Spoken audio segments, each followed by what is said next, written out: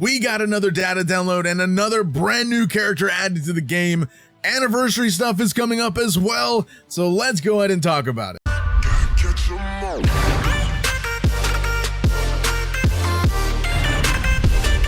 If you are new to the channel, make sure to go down there, click that red subscribe button, make sure it says subscribe, click that bell, turn on all notifications, drop a like, and comment what do you guys think of the brand new upcoming character, and also what do you think about the anniversary information that we have to talk about. Let me know down in the comments down below. So yes, we have another brand new character coming to the game. We just got a data download tonight at the time of recording this video, so we have the next banner release that's going to be coming up. Also, just to kind of mention real quick, I did add this to the website, the anniversary day. This is just a countdown to the day of the anniversary, like the game that released. This has nothing to do with anything that's happening in the game itself. This is just saying, hey, it's the anniversary, the game released this day, which it actually did. It released on the 19th of May. So just kind of saying that's why that's there. It has nothing to actually do anything, but we do have some information about the second anniversary for the JP version to talk about in this video. Beforehand, let's take a look at the brand new character. As you can see, we have a brand new character coming, and it is Ojiro. Mr. Tailman himself is finally making his first appearance as a UR character. And if you notice, there's no new SR character. Yeah, Ojiro's banner doesn't come with an SR character, much like Compress, he does not come with an SR character either. So my assumption is they might be taking all their resources and really going into Anniversary and kind of putting all their eggs into that. And that might be why we're not getting SR and UR character general pool banner releases. That's a theory potentially. There's another thing that I have that kind of might actually happen is that banner formats could be potentially changing as well, like the general pool specifically, and potentially Impact Fest. So this is just my thought and speculation kind of starting off right here. They could be toning down the SR releases for general pool, and then Impact Fest or limited banners could ramp up in getting SR characters on those. So that could be a possibility, like Impact Fest for Anniversary, and they could also start ramping up Impact Fest in general. Because, you know, if you think of Dokkan, like we have a Dokkan Fest like every month, and that could potentially be how we're kind of swinging into MHA a little bit. Maybe we'll have to see, but that would be kind of a way I could say that they might swing into then doing SRs on the rate up Impact Fest banners. We get an Impact Fest potentially every month or maybe every other month or something like that. Don't actually know. That's kind of my thought as to why the general pool Ojiro and the general pool Mr. Compress banners did not have SR characters. Again, I could be completely wrong. Maybe again, they're just putting all of their time and energy into the anniversary, so they're not developing as many characters for just regular releases, because anniversary is very, very close. So I can understand why they're actually focused on anniversary potentially. So don't actually know. We'll have to wait and see. Again, it is very early to tell if any banner format changes are going to happen during or after anniversary. So again, we'll have to wait and see. So take it with a grain of salt. Don't worry about the SRs too much, even though I know a lot of you probably like at least having the SR characters pulled on all the general pool banners, because they are easy to get most likely. So again, that's just kind of my thoughts on why we don't have an SR character. But I mean, at the end of the day, we're still getting general pools, and it's not very much a bad thing. I mean, most people are probably more or less liking the UR characters. Some SR characters have some good value though. So again, we'll have to wait and see. I don't want to dive too much into that, but let's take a look at Ojiro's plus Ultra here. Definitely not bad. I mean, it's still cool. It's Ojiro, man. I mean, he is using that tail though. Look at that go. Let's take a look at it one more time here. Again, it's it's cool. I mean, it is a cool plus Ultra. I'm not gonna lie. For a general pool banner unit, it's a pretty cool plus Ultra. So we have Ojiro on the banner. We have a banner at UR and SR memory, and then we have the memory shop, metal shop memory event memory down here. We have some new drop rate up campaigns, also kind of hinting at when the anniversary is going to maybe potentially start, at least when we're going to get the data download for the anniversary. 25th, or it ends literally right on the 26th at midnight JST, more or less. So anniversary, there's also some more information to back up the 26th as well, but we could, the anniversary for the first anniversary started on the 26th last year. So I think that we're going to again see anniversary start the same time this year. And we're kind of going to get into that in a little bit. Let's go over the characters first, and then we'll talk about the anniversary stuff. But we have some rate up kind of stuff coming up here. We have some decent gift items here. We got some stamina, we got some trophies. I mean, it is what it is. Free stuff is free stuff at the end of the day, I say. But we have that. So the summons, there's not many upcoming summons. We have the recruit tickets banners here, which you get these tickets from the event itself. Like I said, you get those 2 tickets from the event, and then you can summon on these ticket banners for 80,000 and 70,000 points from the metal shop. And then we have Ojiro's banner. That's it. There's no other banners coming up. There's no like other banners. We have the VE Tower banner still active because there is a VE Tower active right now. For ranking, we don't have an upcoming VE Tower that we know of, at least right now. We'll probably get that after the current one is done. But yeah, this data download wasn't very big. We got pretty much the recruit. We got the new event here as well, which again, we got this. We did not get a Climax Battle preview. Climax Battle Genus is going to be ending soon. And we should get the preview for the next Climax Battle relatively soon too. So maybe the next data download should at least show us the preview for what the next Climax is going to be, hopefully. So we should see it around the next data download. Like I said, there's no new case files yet in the game. I don't have it on this website, but we don't have any case files coming up. We did get some new character stories, obviously. That's usually, they always add those during data downloads, more or less at this point. But yeah, we don't have anything besides this event, which this event goes from the 16th to the 30th of this month. And then the banner itself goes from the 16th until the 1st of June. So again, pretty much standard release schedule for this banner. Now, to quickly to touch on this, I don't think the anniversary is going to be June 1st. I don't think that's when it's going to start. Judging by the rate ups and judging by what we're going to talk about here in a minute after we look at the units, I think the anniversary banner is going to start on the 26th like it did last year. And so I don't think the anniversary is considered a regular release. It shouldn't be, because it is a special time, a special event and stuff like that. It is an anniversary and it should be held at its own standard, its own release schedule and stuff like that, aside from the regular release schedule that we currently get for these banners here. So I think that on the 1st, after Ojiro leaves, the next banner after Ojiro will be another general pool banner unit, because the anniversary will already be active. The anniversary banners will already be active before Ojiro even leaves. So while anniversary banners are up, Ojiro is going to be up. And then once Ojiro leaves, another general pool is going to go active. So we should have a good amount of banners potentially active.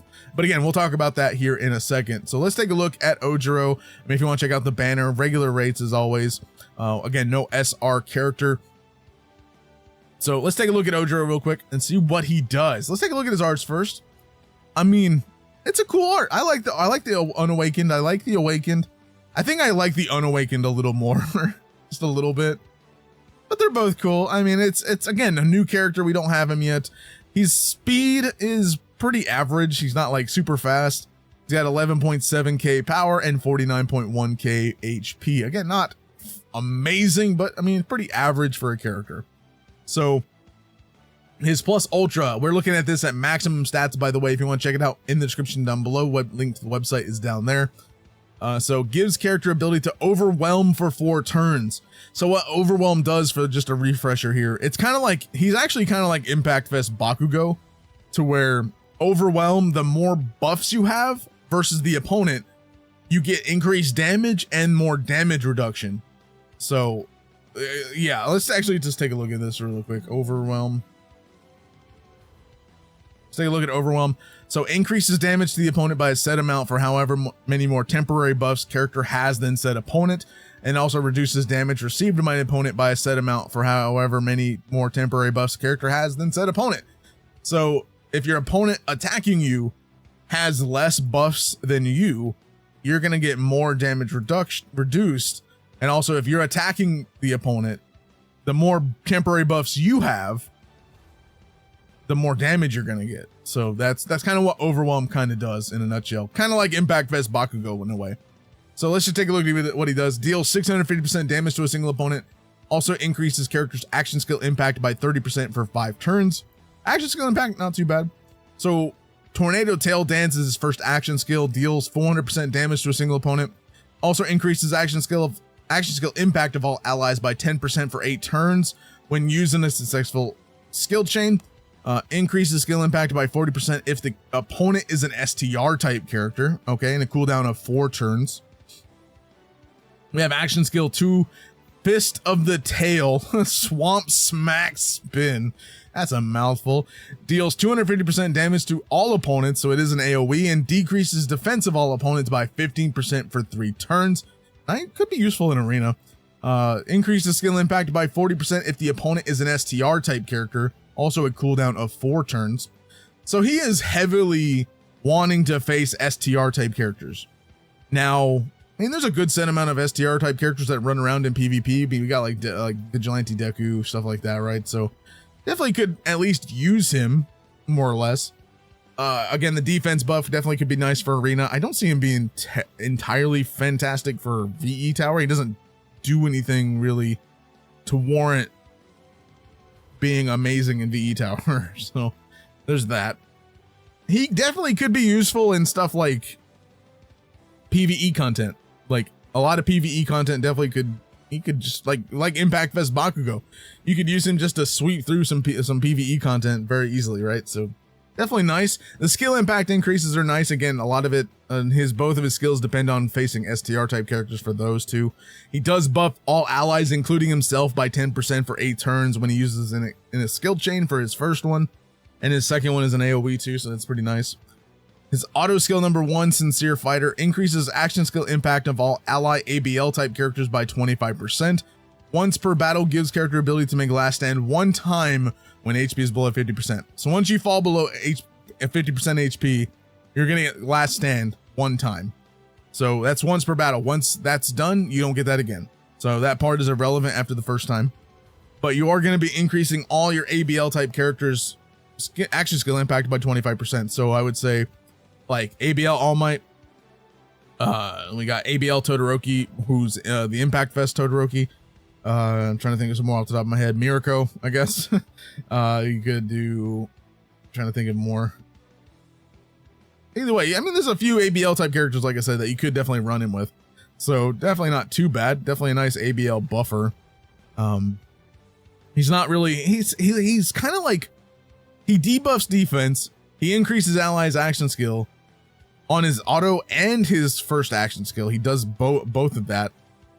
And gets last stand. He's kind of like an all-rounder almost. He's kind of like a lesser Impact Fest Bakugo almost.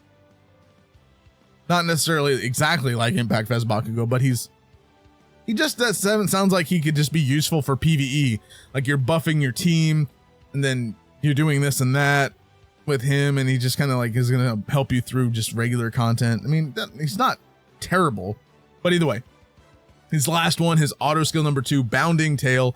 Every turn increases character's action skill impact by 5% for 5 turns and reduces damage to character by 3% for 5 turns. So if I'm reading this correctly, he gets this every turn.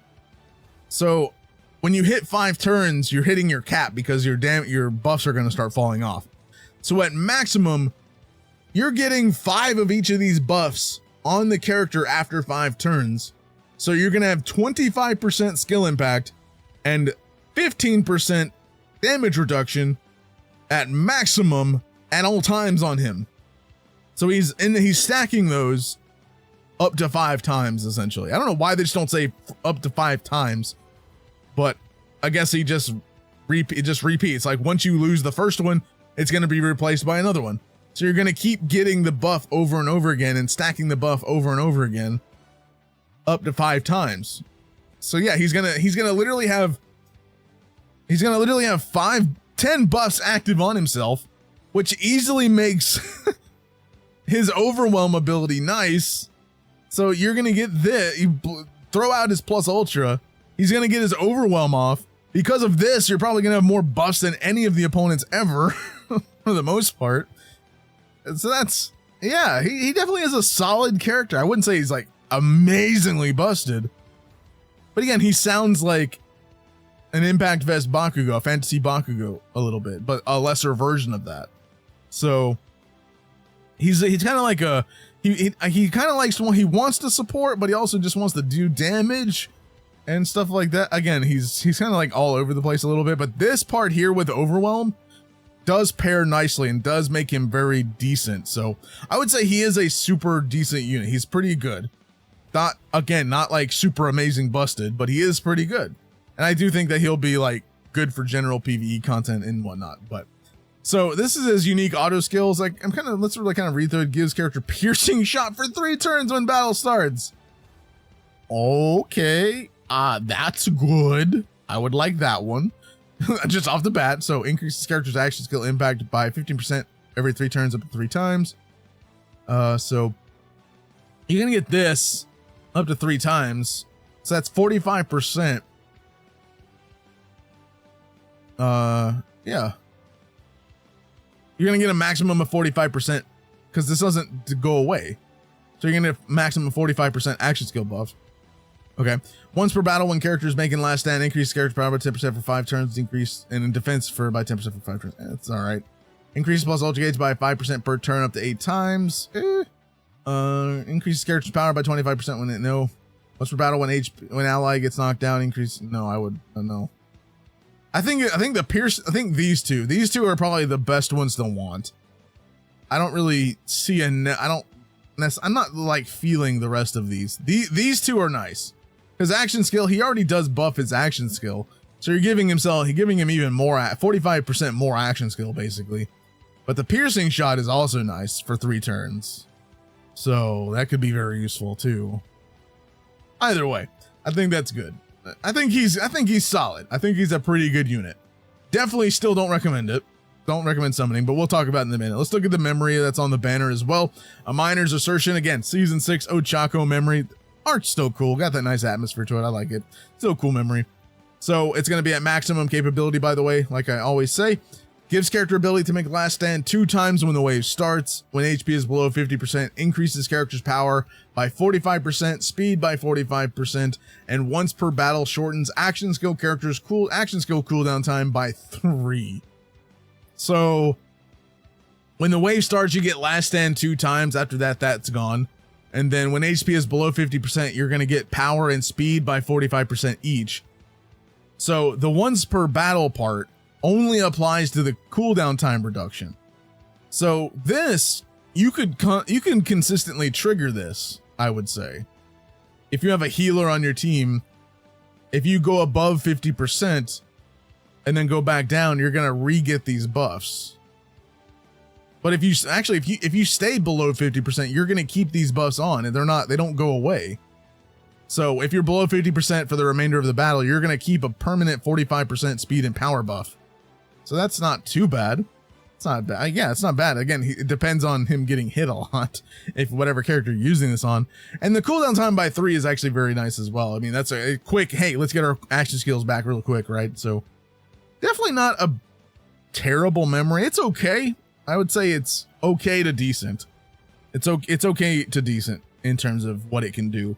I could definitely see, again, most useful part of it being this middle part here.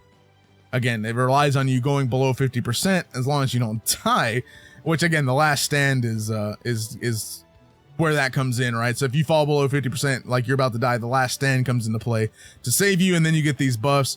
That way you hopefully you get faster, you get a little bit more power buff, you get cooldown time reduction as well.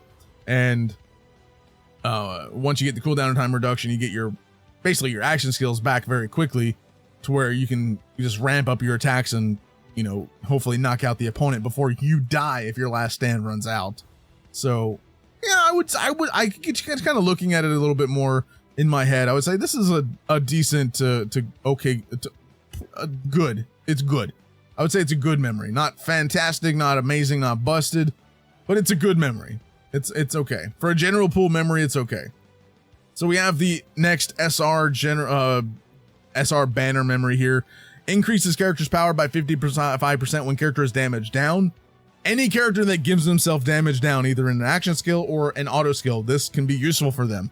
Ojiro can definitely benefit from this memory because he gives himself damage reduction, so you're going to get a power buff permanently of power of 55% on Ojiro if you give him this memory. So definitely, again, this is a nice solid SR memory for a banner. I definitely say it's good. I would definitely say it's good. Dependent on the character having damage reduction. That's the only kind of thing there. If you don't have damage down on the character, then yeah. So you either need the character to give themselves damage reduction or an ally that gives all allies damage reduction. So it's dependent on the character giving it to themselves or getting it from an ally or something like that. So that's the only downside to the memory. But power buff is not amazing, but power buff still is nice. So I would still say this is a good memory. Especially if you want to run Ojiro, this would be a memory to throw on him. I would definitely throw this memory on Ojiro. So this is the free-to-play memory, the one from the event. Combo Move of Light, another cool, solid-looking memory. So this one is going to increase character's action skill impact by 40% when equipped to a 1A character. Also increases character's plus ultra gauge by 10% when using a skill chain up to 5 times.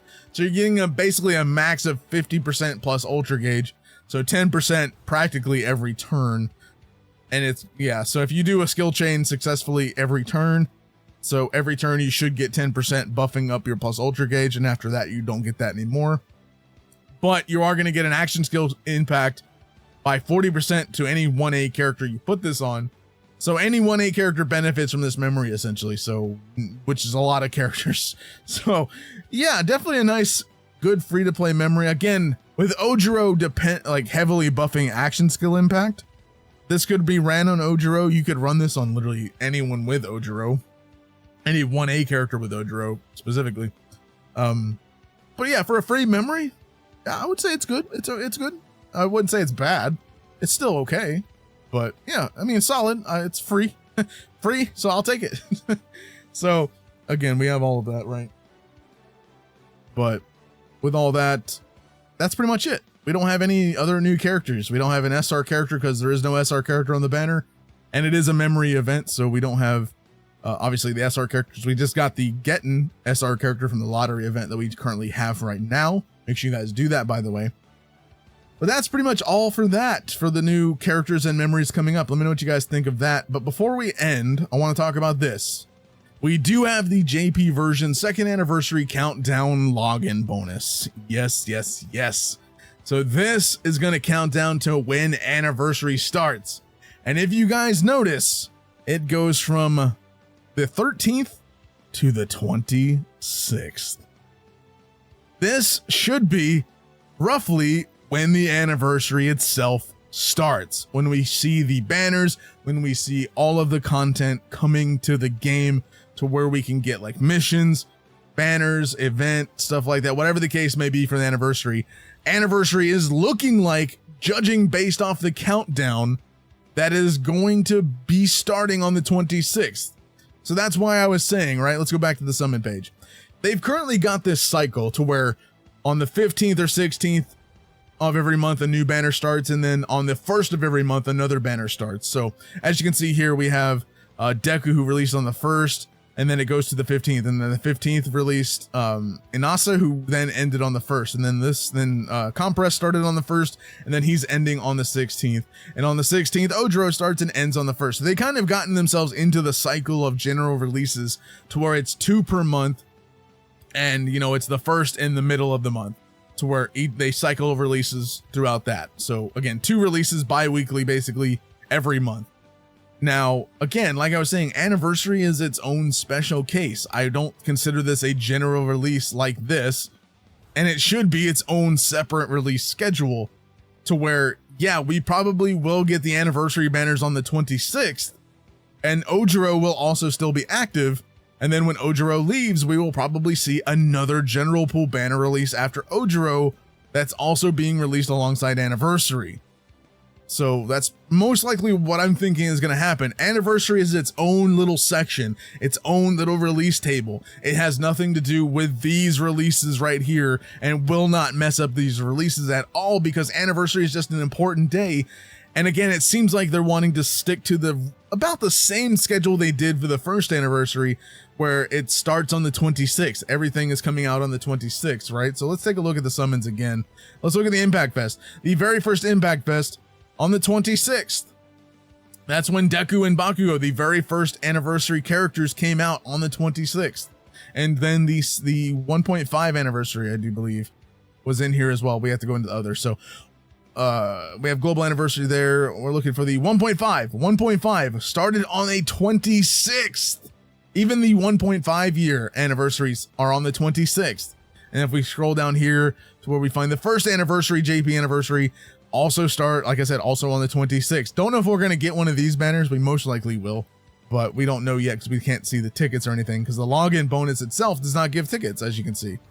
But it seems like the anniversaries, at least for the JP versions, are sticking to these are on the 26th of the 26th day. This is when these are going to happen, and it does not affect the general releases of anything else. So again, we're going to that's what I'm thinking. The anniversary wouldn't mess up anything. It's just going to be its own release. So anniversary is going to release its own banners, maybe potentially even get its own anniversary event separated from like a general release event, right? Like Lotto and Memory event. Maybe we get an entirely new, different event for Impact Fests for the anniversary or something like that. Don't know, but we'll have to see.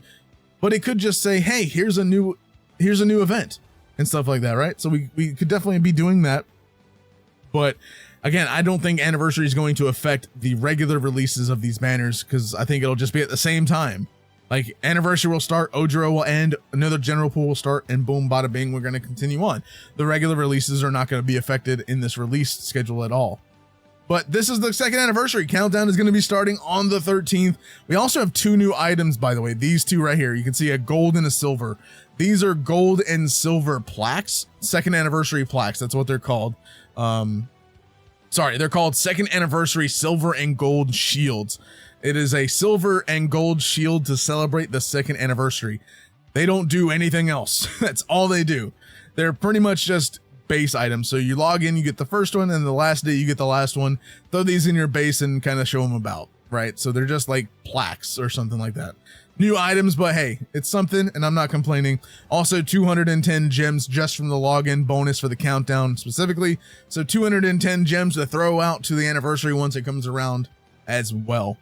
Again, unknown if we're going to get a pink ticket banner. We're probably going to get a pink ticket banner, but we're probably going to have like a lot of missions. I would say we're probably going to get missions. We're probably going to get, again, more login bonuses, so even more tickets from those, and so on and so forth, right? So I would still say we should expect pink tickets, but again, anniversary is most likely going to start on the 26th. That should be when it starts, and it should not affect the general releases, but that's pretty much it. That's all we have for any new information regarding the second anniversary. Let me know what you guys think. Do you guys think that, you know, it's going to start on the 26th? Do you guys still think it's going to start on the 1st when Ojiro leaves? Let me know down in the comments down below. What do you think of Ojiro and the new memories? Again, just to say this real quick, I would not suggest summoning. Skip Ojiro. Anniversary is so close. Do not summon, please. Save your gems, save your tickets, use daily free singles on Ojiro. That's it. That's all I would recommend. If you are a massive Ojiro fan, obviously summon if you want to. But I would not recommend summoning with anniversary so close, because the anniversary characters are probably gonna be super good. So please do not summon. I would not recommend it. Ojiro is a fine character. If you have to summon, I would recommend at maximum 5 multis, grab the pieces from the shop, and then dip from the banner. Don't summon anymore. That's the best I would recommend. But again, I would still not summon. Anniversary's close. Let me know what you guys think. Comment down below, and I'll see you guys next time. Have a fantastic day.